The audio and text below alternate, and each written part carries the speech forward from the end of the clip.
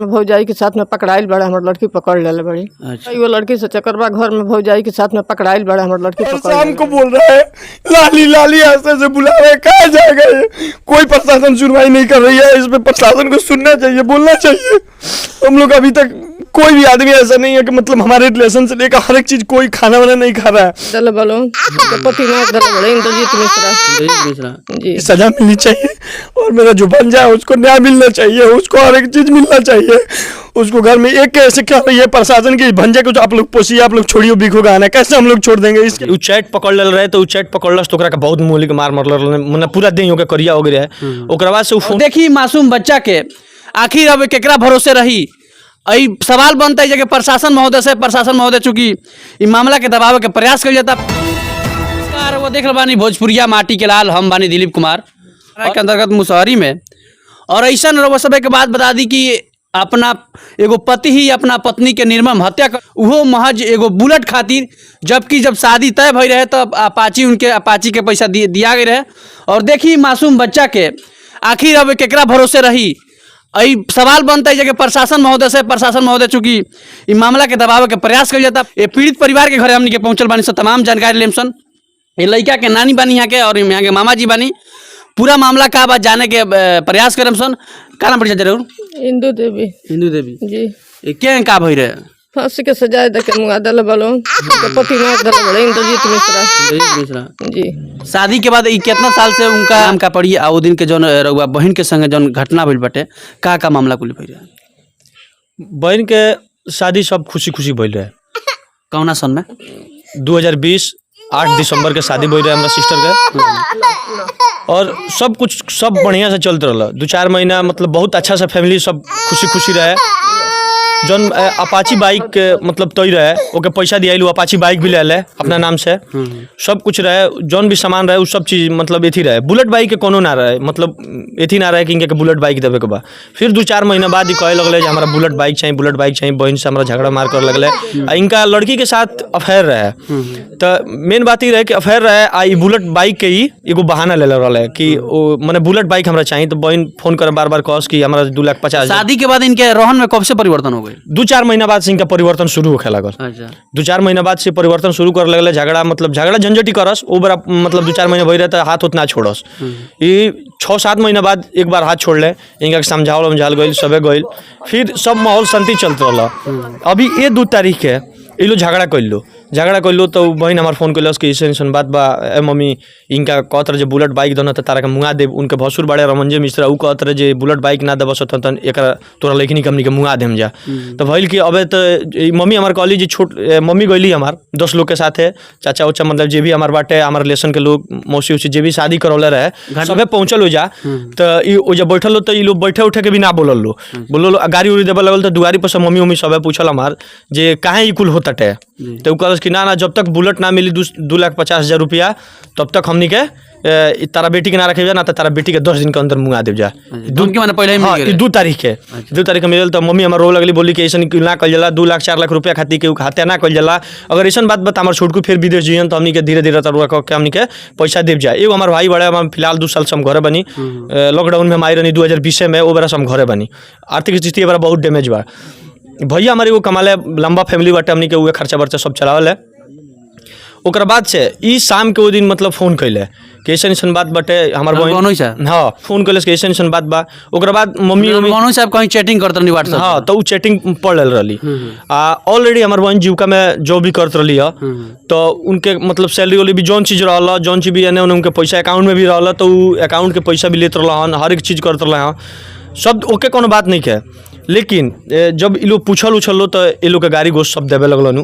कहले कि जब ले हमनी के पैसा ना मिली ना तो इनका के हत्या कर देव जा, ना तो इनका के रहे ना देव जा घर में। तो मम्मी कहली कि ठीक बा ऐसा अगर बात बा तो 10 दिन खातिर हमारा घर जाए दी लोग।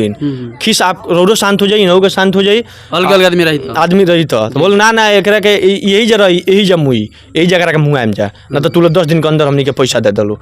वो रात में 12:50 में हमारे बहनोई फोन कैले, जो हमारे विकलांग सिस्टर बड़ी, वो घर में फोन बाजल तो फोन उठौली।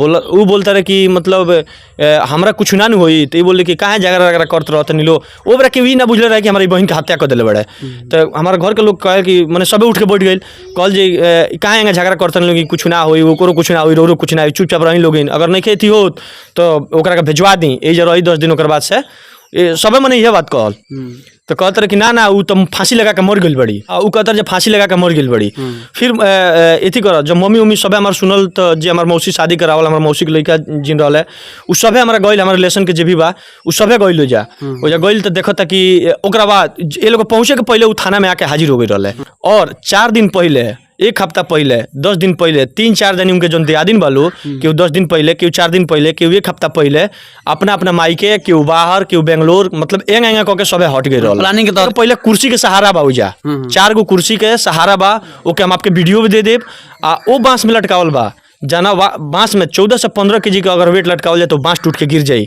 आ उ सीढ़ी वाला रूम है कट्रेन बा ओइमे आ उ 5 से 6 साल पुराना बांस बाटे ओइमे उलास के लटकावल रहुए ओकर बाद से इ लोग जब से जो कहूँ कि आओ तो नीलो आता इ लोग को हवा निकल गेल वालो तो क्या करूँ जो कुर्सी वजह से stand दी देखो गाड़ी आ गल तो कुर्सी हटा के अपाची चालू करके जाके हाजिर हो गए थाना में जी अच्छा राउर बहिन कबो ये बताओ तो ले कि यहाँ के अफेयर के चलता है केकरा से चलता है कुल बताओ तो कब ई बोलत रही ई बोली हन कि हम इनके पर हमारा शक होता है हैंग करते रहे हमारा पर हाथ उठल बड़े तो मम्मी हमारे डोटियाँ बोली हैं कि देखो केहू कुछ करता खर्चा उमर दवन उहे चलावत रहता है ठीक बा फिर चलता तो आज ना सुधरिए काल सुधरिए ई बड़ हुई तो ई सुधरिए मैंने इनका मैंने बहन के हमारा समझाओ कोशिश कर जाई कि ना ऐसा कोनो बात नहीं है उमर दवन तरह अगर चटकन मारियो दले तो तू सह मैंने यह कहल जाता रहा उनका लेकिन हेतना क्यों ना जानते कि मतलब हत्या कर दिए दूसरा लड़की के चक्कर में अपने भौजाई के बताइए 1 साल के मासूम लड़का के अब पालन पोषण के करी एक भविष्य के संवारी और बोल मानी नानी तो कुछ दिन के बानी 2 भाई बानी लो तो कोई ना कोई बंटवारा होबे करी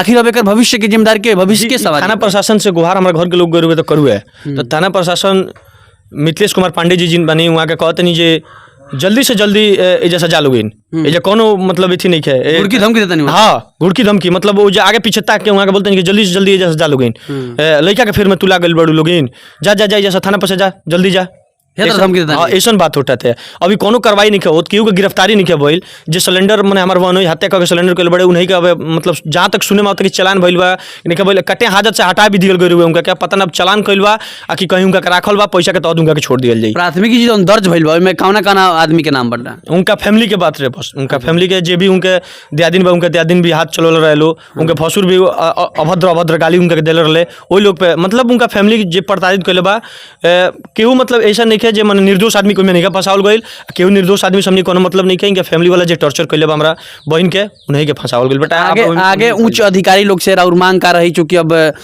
बताइए एकदम मासूम चेहरा बाटे साल भर के बच्चा बा आखिर अभी क्या पुकार और पुलिस जो प्रशासन बा चुप्पी सधले बा कहीं ना कहीं प्रशासन पैसा पता नहीं बिक गई चूंकि अगर शराब के मामला रही तो प्रशासन हो तुरंत पहुंची ऑन द स्पॉट हो मिलित रहुआ सब के बता दी और तुरंत गिरफ्तारी होगी तुरंत चलान होगी चनावे में लेकिन जौन यहाँ के दामाद जौन अपराध के बनी जघन्य अपराध के बनी एक खातिर प्रशासन मौन बा आखिर उनको रोहन कब से चाची बदल गई रहन उनके 2-4 महीना ठीक रहा ओकरा बाद से ऐसा हो गए हाँ कई गो लड़की से चकरबा घर में भौजाई के साथ में पकड़ाइल बड़ा हमारे लड़की पकड़ ले बड़ी अच्छा हाँ तब से धमकी देते रहन मारे के मारतो पीटतो रहे वो लड़की हाँ मारत रहे अच्छा का नाम रहा बेटी के प्रीति मिश्रा अच्छा बिल्कुल देखे तानी कि एकदम सबके भावुक बाटे और बिल्कुल बहुत जघन्य अपराध बा रउआ प्रशासन से ये लड़का जो मासूम बाड़े इनके अभी नाम रखाइल बा कि ना विनायक मिश्रा इनका परवरिश खातिर अब के जिम्मेदारी रहुआ माने शासन से गुहार करम सरकार से गुहार का करम